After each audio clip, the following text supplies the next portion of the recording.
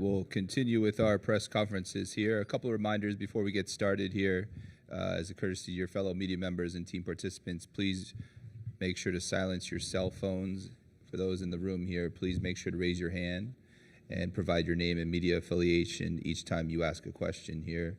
For those of us joining on Zoom, please make sure to use the raise hand function, and we'll certainly address your question in the room, or we'll address the questions in the room here first before heading over to Zoom. And then one final reminder here, recording of press conferences on cell phones or cameras is prohibited. All right, we're going to go ahead and get started here with Alabama head coach Nate Oats. Coach, we'll have you begin with an opening statement, and then we'll open it up for questions. Yeah, our guys are excited. I thought they're good practice, locked in. I mean, North Carolina's one of the best teams in the country, #1 seed, deservedly so. They got a lot of talented guys. I mean, we've got our hands full. Our defense is going to have to be a lot better than it's been most of the year. I thought we had a good defensive game against Grand Canyon. Our offense wasn't very good. We're going to need both of them together, playing well to be able to beat North Carolina. But I do like where our guys' heads are at. Luttrell's being reevaluated by the medical staff every day, and he's basically on a day-to-day basis now. So I'm not sure if he'll be available or not until they let us know tomorrow. So other than him, we're healthy. Obviously, and Davin's out. But you know, I think our guys are locked in. It should be a fun game. North Carolina likes to get up and down the floor, as do we. So it's going to be a pretty fast-paced game. I would think. We're going to have to do a good job on Baycott. You know, we've played some of the best bigs in the country, so we've had some experience. You know, we played Edie, Ballo, Kalkbrenner back-to-back, played P.J. Hall at Clemson, played, you know, Tolu Smith at Mississippi State. I think, you know, we've played some of these bigger guys. Some we've guarded better than others, but we're going to have a plan for Baycott. And then obviously R.J. Davis is one of the best scorers in the country. You know, him and Sears, I think, are 11th and 13th. They're like right there together, and he's super talented. So you can't just have a game plan for Baycott. You got a plan for Davis. Cormac Ryan hit 7 threes against us. He was 7 of 9 from 3 in the tournament against us when he's at Notre Dame. Ingram just went 5 of 6 from 3 last game. So they've got multiple guys that can shoot it, score it inside. That's why they're #1 seed. So we've got our hands full. We know it, but I think our guys are locked in and ready to go. All right, we'll begin here in the second row, the AP. Oh, sorry, we'll move to the first row. Nick Kelly, Tuscaloosa News. Nate, Milwaukee, or Diabate, I should say, had, some really good minutes for you guys last game. Essentially, has he earned more playing time, or what do you think of the minutes he's done so far for you guys? Yeah, no, he has. I mean, he's been tough, physical. His attitude's been great. You know, we always know if we put him in, we can get some toughness. So we got to find a way to get him some minutes. We like to have shooting on the floor, and that's not one of his strong suits. He was shooting well in practice today, but, you know, he's easier to pair with, like, Grant at the 5 maybe when you get, you know, then you still only have, like, one non-shooter on the floor. But, no, like, his toughness, physicality, just kind of his will to win, you know. Like, yeah, he's probably earned some more minutes, but he's got to figure out ways to get them. And you know, based on how Reitzel is, and, you know, Reitzel's been cleared to play before and then not been able to play that many minutes. So based on Reitzel, even if he can play, if he doesn't play that many minutes, there's going to be some minutes available for Mo to be able to pick up. We'll go next to the third row. Hey, Ryan Hennessy, NBC 13 in Birmingham. 2, if I could. First one, today was the day 5 years ago that you were announced officially as the head coach of Alabama. To look back and just kind of talk about your 5 years and how special it's been, obviously the contract extension, and what's this meant to not just you but your family. And didn't even realize that March 27th it was, huh? You were announced that day, and then you were introduced the day after, I believe. 1 week after my oldest daughter's birthday. She didn't like wasn't a very good birthday present for her to move her from Buffalo to Alabama, but it's turned out to be pretty good. She loves in Alabama now. Lexi's a sophomore at the university. We, like seeing Jossie will be here for the game tomorrow. We've come to love Alabama, and I think we've gotten the program turned around. I think we've been able to do what Greg hired us to do. Let's get this basketball program on a national level, like about every other sports program at Alabama is. So we still haven't gotten to a Final Four. That, to me, that's kind of the next step. So got to win tomorrow to get a chance to win another game to get to the Final Four. So, making a Final Four is not easy. You got to beat some good teams. You got to upset some teams. So, we've somebody gave me a good stat the other day. I think there's been 4 teams in the country that have been in 3 out of the last 4 Sweet 16s, and I think this is accurate. I think it's us, Gonzaga, who's made like 9 straight, which is crazy. I think it's us, Gonzaga, Houston, who we had a series with, and then Creighton. So pretty good company. I think over the 5 years since we were hired, we've gotten this program to a level that's what Alabama sports should have their athletics at. Now, we got to make another step. So we got to get this team locked in, really ready to go against Carolina. But I'm super grateful to Greg and Dr. Bell and Chancellor St. Jean and the whole board. They've been super supportive. I'm appreciative that they gave me a new contract and want to keep me around in this business. Sometimes they don't want to keep you around very, very long, but I think we've done well enough that they want to keep us here and keep this thing rolling. My second one is we were out there, I believe it was 2 years ago in San Diego. When you see Cormac Ryan, I know you mentioned it, but oh boy, yeah, that was that was not one of our better NCAA tournament games. He killed us. I think he was 7-9 from 3. I think he scored 29 points on us. That was the game that Quinterly blew his ACL out in the first couple minutes, so that it didn't. He was playing really well. It didn't go well for us. I think it was the only time I've been at Alabama that we haven't made a Sweet 16, that they've had an NCAA tournament. So, they didn't have the tournament my first year with COVID, and then these last 4 years we've made a Sweet 16. 3 out of those years, that was the one. So we tried to recruit him when he went in the portal. If a kid destroys you like that, it'd be good to add him to the roster. We were not successful in our recruitment of him. He picked another pretty good basketball program, and here we are. So we've got to try to figure out how to stop him a second time.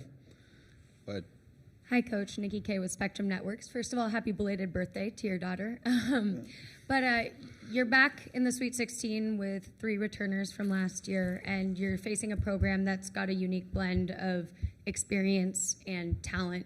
So when you look at these 2 teams, what do you think it is about the composition of players that helped you guys get to this point in this landscape? Yeah, I mean, we had three returning players from last year, so it's not many, but we're in the transfer portal era where that happens. I think those 3 guys got good experience, Mark and Rylan and Nick. Then we were able to add in some really good freshmen that have contributed. We talked about Mo Diabate earlier and Jarin Stevenson, who's from Chapel Hill, so this is a little bit of a meaningful game for him.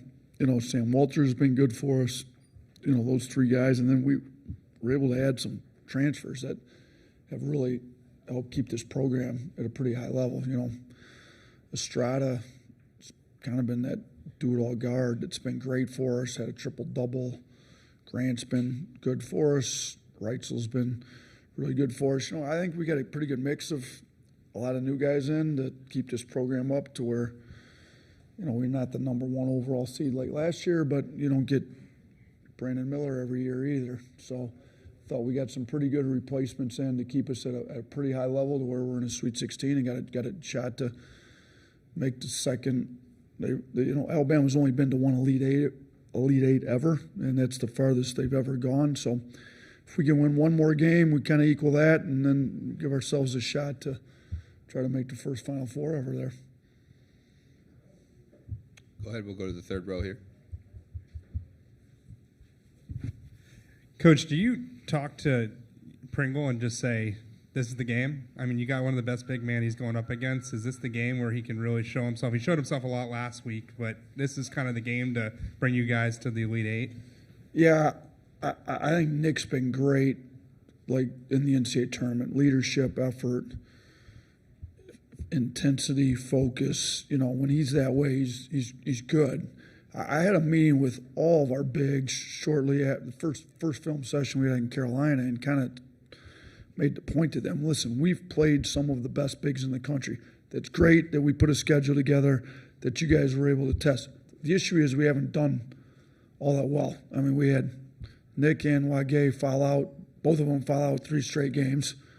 They said we got to be able to guard the big without fouling and keep you guys in the game, do a better job. So I expect those guys to kind of lock into film study, be a little better.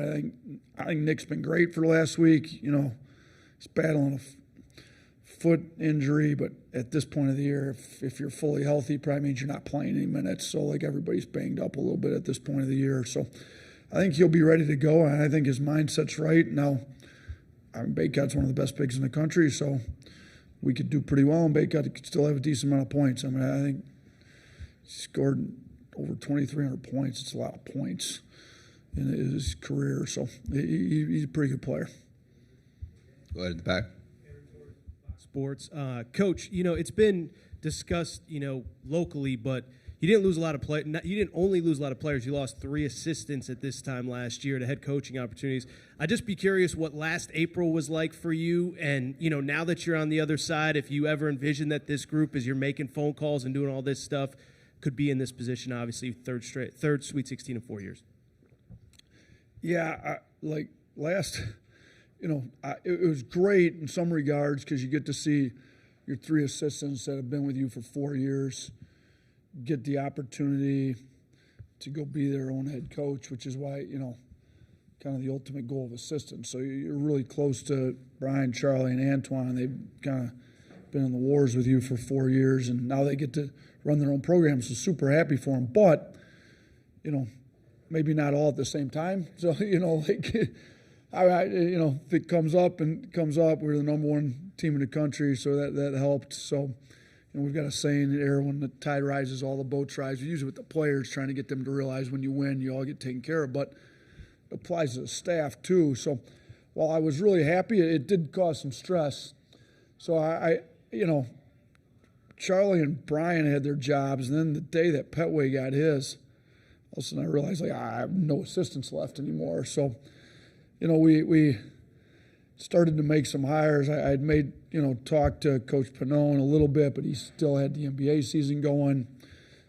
Talked to a couple other guys in the NBA that maybe wanted to get into college. I'd talked to Preston. We had to sort through some issues on him. And then, I'd interviewed a handful of guys when I'd been at the Final Four myself, and all of a sudden I'd start to make some decisions. I had 0, at least till Antoine got it, I had 1. So to have 0 assistants and then realize that you've got to replace all these players, we got to get going here. So, the hiring process, when Pannone said he wanted to do it, that's great. He still had to finish the NBA season. Preston had to wait till his show cause was up. So I got Claunch in, who had been a head coach, and I think he did a really good job kind of helping hold it all. I think I did a pretty good job with the hiring. And now I got to go hire some more, because Claunch already got a head job again, which is great because he deserves it. So I think to put the roster together that we did speaks volumes to the staff, to our system. To be able to hire the guys in that I did speaks to the level of basketball we've got in this program too. But, yeah, we only had 3 returning players and no returning assistant coaches. So that's – now – you're able to put 2 more guys on the floor, not recruit. So Bowman's been with me for a while, so we were able to at least have some continuity with a guy on the floor that's been with me. But, yeah, I think our staff's done a great job. I think we did a pretty good job hiring, and the administration was great in helping me hire the right guys and keeping this program up to a pretty high level. All right, we got time for one more. Go ahead in the back. Cameron Salerno, CBS Sports. I know you mentioned earlier that you guys played one of your best defensive games in a while. How do you guys balance that and maintain that level of defensive intensity while also, maintain the top scoring offense in the country as well? Yeah, I told them we don't have to forget about offense when we play great defense. You can put both together. So the Grand Canyon game, I've had people compare it to a rugby contest, football contest. It got a little rough. physical. I like the fact that our guys matched their physicality and we stayed in it and didn't quit and showed a lot of character. But, yeah, it'd be nice for our offense, to take care of the ball and make shots like we've been. So we're going to need both. I think I honestly, in the past, have felt like when we've played our best defensive games, with other teams, even this team, then you can get out and transition more when you're getting stopped. So a great defense should help your offense in theory. Now, again, when it was as physical as it was and, guys had to get used to the officiating and what was going to be called, what wasn't going to be called. That might have had some effect on the offense.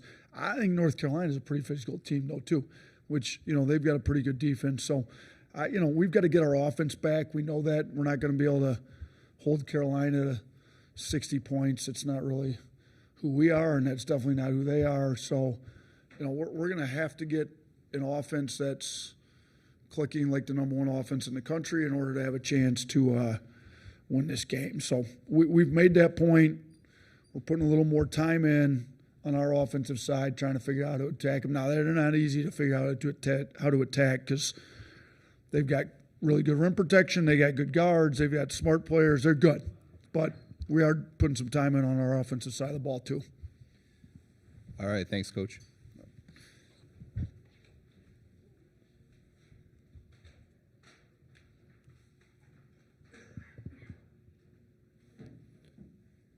All right, coming up here, we'll have Alabama student athletes Mark Sears, Jarin Stevenson, and Nick Pringle.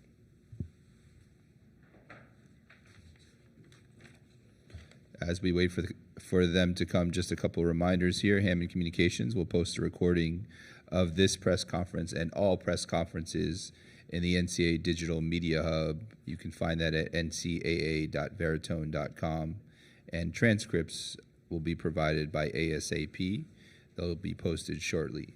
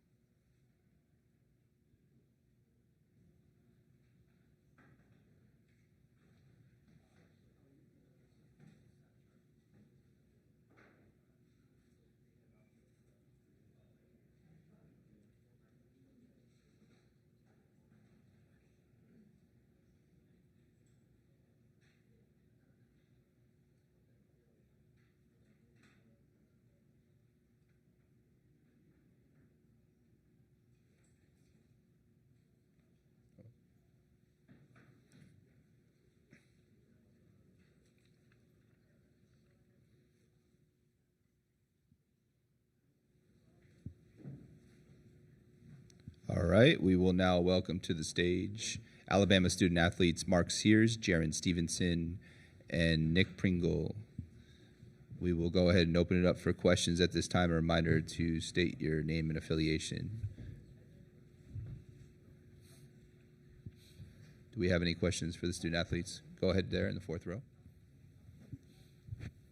For Nick, just one of the best bigs you're going to be going up against. Do you feel like you're ready to rise to the challenge tomorrow on a national stage? Yes, most definitely. I feel like our coaching staff, they put a lot of work and time into, getting us prepared for moments like this. We played a lot of games, to prepare us for this moment. 6 of these teams, we lost to previous in the season. So I feel like, getting back to that and, watching film, having more intent, and getting better and mentally tougher, and that eventually help us, with our end goal. We'll go next right here, first row. Yeah, this one's for Mark and for Nick. You guys were both around last season for the quadruple overtime game against North Carolina. Just what do you both of you guys remember about just kind of going through that game and just kind of the energy needed and just everything like that? What do you remember about last year's game? I mean, that game right there was a war, man. 4 overtimes. After the first 2 overtimes, it was like, man, when this thing gonna end? But it was definitely a fun matchup, especially from most of the same players being on the team we're going to go against, so we're looking forward for that matchup, and it's going to be a really fun game. Yeah, I would probably say that was definitely one of the longest games that I've been a part of. I didn't necessarily play that much that game, but, I had a role where I had to, bring energy and, talk up players and, make sure everybody was locked in for the right moment. We'll go next to the 4th row. Go ahead. So it's for Mark. When you guys are on the national stage, thousands of people are watching you. They're also watching and learn about your family. There was a thing with your mom. She shoots the free throw with you. What has it been like for your family, that experience, and her being on the national stage as well? They just soaking it all in. My mama, she's very energetic. She has a lot of passion for the game. It's just a blessing for her to be able to see the outcome of her being so supportive of me throughout the years. We'll go next to the back. Get a mic over to you. Joe Reedy, Associated Press. If Latrell's not able to play tomorrow, just how much does that affect the starting lineup and what you guys do? I honestly think, Latrell will be fine. I think, we'll still have, a great game plan. If he plays or not, I think he will definitely play.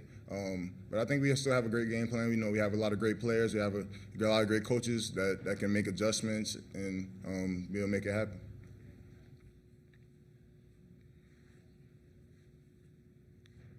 Go ahead. We'll go next to the first row. Yeah, Jarin, I know for you, being a North Carolina guy and things like that, I know you considered UNC a little bit, but how much did you, I guess, kind of watch, North Carolina growing up and then obviously having the opportunity to play against them tomorrow, just kind of your initial thoughts and feelings about that? Yeah, I watched quite a bit of North Carolina basketball. I was 10 minutes away from their campus. I watched quite a bit. I know a lot of their coaches, a lot of their players. It's definitely surreal, just a full circle moment for sure, playing North Carolina. A reminder for those of you on Zoom, go ahead and use the raise hand function if you want to ask a question. And here in the room, we'll go next to the 4th row. Alabama's never been to more than the Elite Eight. How many times have you guys heard that, and how much do you want to change that and get to the Final Four? That's something, Coach Oats, he expresses to us a lot. He always, preaches the importance of these games. Every moment matters. Every possession matters. The best thing we can do here is, lock in, have intent, better our communication, just, be the best we can possibly be as players. And the coaches, they do so much for us to have us prepare for moments like this, like I said. And I think, the outcome of it, we'll just say the rest of it. Anybody else? All right, we'll go next to the back. CBS Sports. Mark, this is for you. You've taken a huge offensive leap from last year to this year. What do you think has really contributed to that, and how have you kind of taken on a lead role as a scorer and that stuff? I'll say, really having that motivation from last year when we was the #1 seed and we got upset by San Diego State, and just having that feeling of, man, it was basically disappointing because we was the #1 seed and wanted to win the whole thing, Just having that motivation throughout that whole off season, just constantly putting the work and the hours, and no matter when I'm tired, just continuing to fight through it and be mentally tough, And I just had that mindset throughout the whole off season, And I couldn't have done it without my teammates right here. They're really great teammates. I wouldn't be myself without these guys.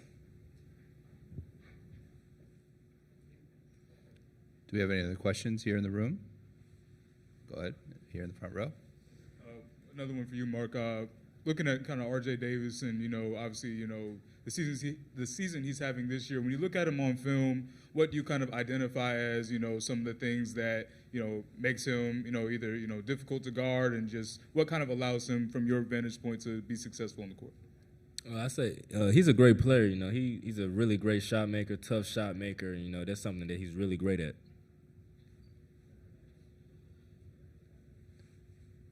Do we have any other questions? Oh, yeah, go ahead. Second row.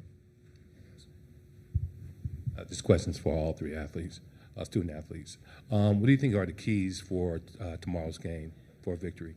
Go ahead, Mark. We can start with you. I'm going to say one would be defensive rebounding. I think just getting out, getting back to our offense. I feel like we struggle offensively these last few games. Just getting back to that, getting out, fast pace, and I feel like that's a big key for sure. Something I would definitely say, picking up where we left off last game, defensively. It's something that we kind of struggle with, throughout the year. And I feel like, last game we showed our, true potential of what we really could be. And, just, having intent about everything, watching film and, just trying to find ways to continue to grow as a team and allow, our defense to lead to our offense and, just play for each other. And we all got a lot in common. We want the same things. It's just a matter of, how much do we want it and what we're going to do to get it. Do we have any other questions here in the room? And for those of us joining on Zoom, any questions? Go ahead and raise your hand. All right, one final call for questions. We are set. Thanks, Thank guys. you.